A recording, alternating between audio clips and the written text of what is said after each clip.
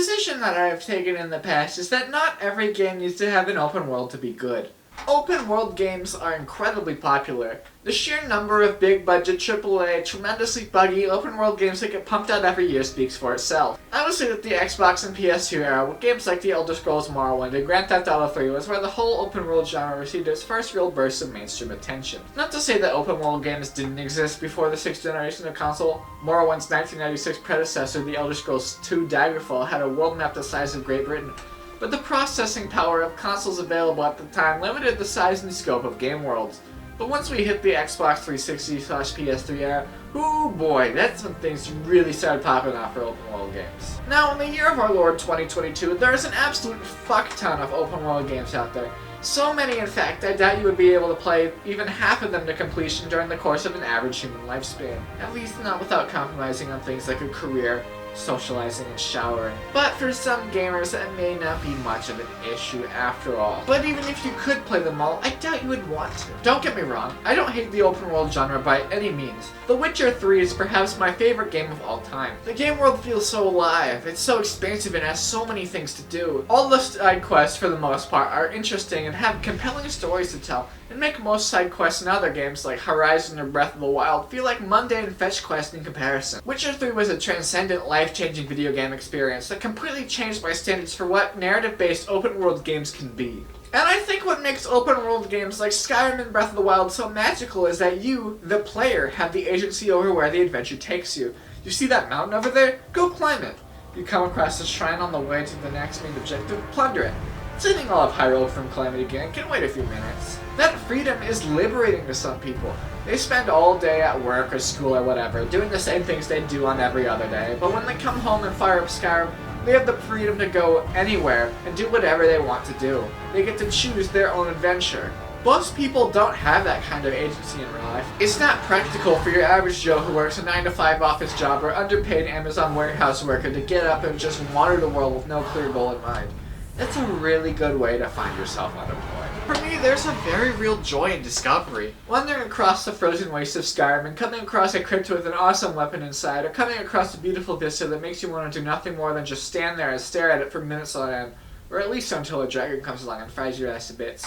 It makes the journey that much more personal because you really feel like that it's you that's discovering something. However, not every open world game is as rich and beautifully designed as Skyrim, Witcher, or Breath of the Wild. In fact, those games are outliers. So many big AAA companies feel it necessary to make their open worlds big for the sake of being big. Most of these big open world games are broken piles of shit with huge empty maps with copy and pasted content and objectives thrown all over the place to pad out the game's runtime in order to make that $60 purchase worthwhile. I mean, I understand. I'm a broke college kid. $60 is a lot of money for me. If I'm gonna drop that kind of cash in a game, it better have enough content in it to be worth that price. I better be able to milk it until I feel like I got my $60 of fun out of it and feel less guilty about spending money that can be used to buy other things like food, pay off my student loans, or hire a prostitute or something. Also, the content here is just padding. And while having a huge world may sound like a good selling point, and yes, a giant game world is a technically impressive feat, a big world alone isn't what makes open world games fun. And focusing on just making the world as big as possible misses the point of why people enjoy these types of games. It's not for the world, it's for the agency and the freedom. I feel like the open world genre has reached a point of relative stagnation not because there is nowhere new or innovative to go with the genre, but because these big AAA publishers have discovered a winning formula that customers will buy. And why take risks when you know what works? It feels like these big AAA open world games can be broken down to a basic formula. Formula of talking to people, following markers, getting the thing, and following more markers.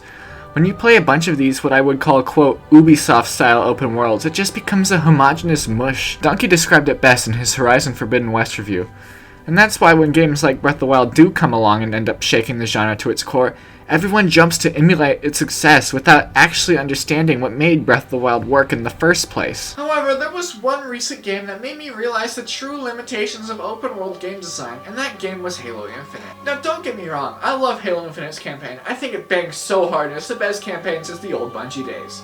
But it decided to take the Halo series in a new direction, with large chunks of gameplay taking place in an open-world environment, which is a departure from the previous game style of having linear level-by-level progression. But comparing Infinite to these earlier Halo games only makes the inherent limitations more apparent. I feel like open-world game design limits the kinds of environmental storytelling possible in a game. The game world can't adapt to the player's actions or the events that take place in the story in the same way it can in a linear game, or else it risks blocking players off from content they didn't complete early in the game, which runs counter to the inherent freedom of gameplay an open world provides. In the old Halo games, it was very common for the game to bring you back to the same locations you already visited multiple times, after a major event in the story changes the world in such a way that things are different the second time around. A great example of this are the missions Oni Sword Base and the Package in Halo Reach. The Package is probably my least favorite mission in the game because of the extended sequence of you holding position and defending a single doorway for minutes on end, but it has some great environmental storytelling.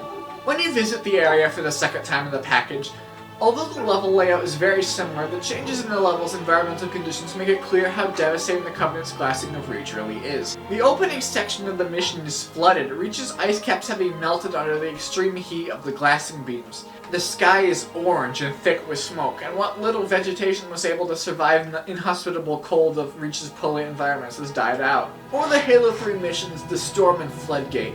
Floodgate requires Chief and Arbiter to backtrack through the same industrial facility they had just fought through at the end of the storm. But things are wildly different this time because of the arrival of the Flood on Earth and the flood-infested ship that just crash-landed nearby. In contrast, Halo Infinite's world is entirely static. The world can't change in response to events in the story, because if it did, it would make the game less open-ended by making it so players could miss out on content that didn't already complete in an area that was dramatically changed by the game's story. I also feel like an open world limits the scope of a game's story. An open world requires some sort of reasonable cohesion between areas in order for the gameplay to be truly free and open. Look at Halo 2. The levels themselves are smaller in scope than Zeta Halo, but Halo 2's narrative is considerably grander in scale than Halo Infinite's.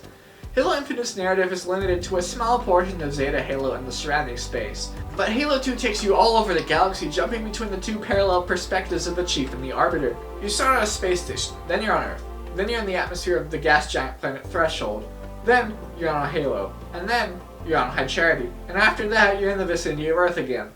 It makes Halo 2 a lot bigger in some ways than even the biggest Halo campaign released thus far. In a lot of ways, things feel less satisfying because the world doesn't show the lasting consequences of your actions.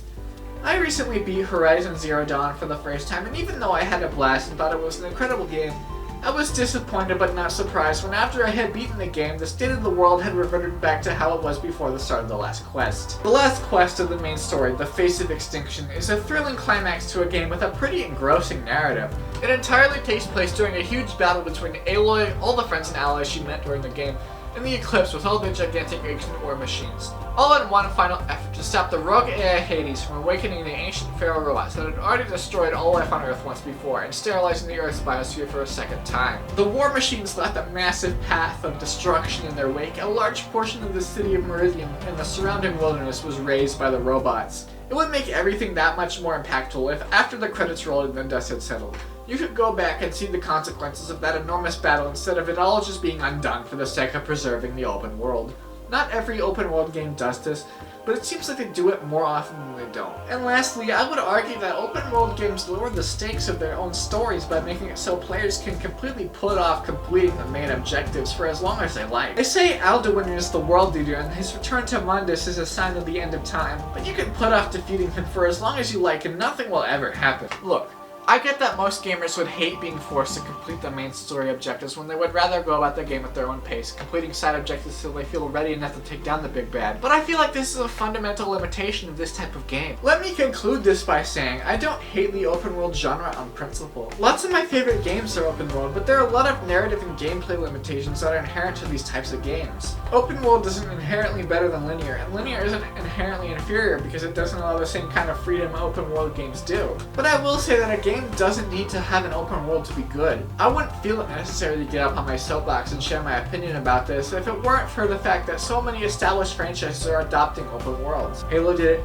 Pokemon kinda did it, Mario did it, Metal Gear did it, Sonic's doing it, Kirby's doing it. I think some franchises are better fits for it than others, and I kind of feel like things have gotten a little bit oversaturated. I get why these games are so popular, but I don't feel like open world games should be the standard for big AAA single player experiences. Look at Half-Life, the Bungie Halos, or Tomb Raider. Those are all fulfilling experiences, and they don't need an open world to be as fulfilling as they are. But what do you think? Let's continue this discussion down in the comments below. I'm very interested to see what you all have to say. And until next time, guys, thanks for watching.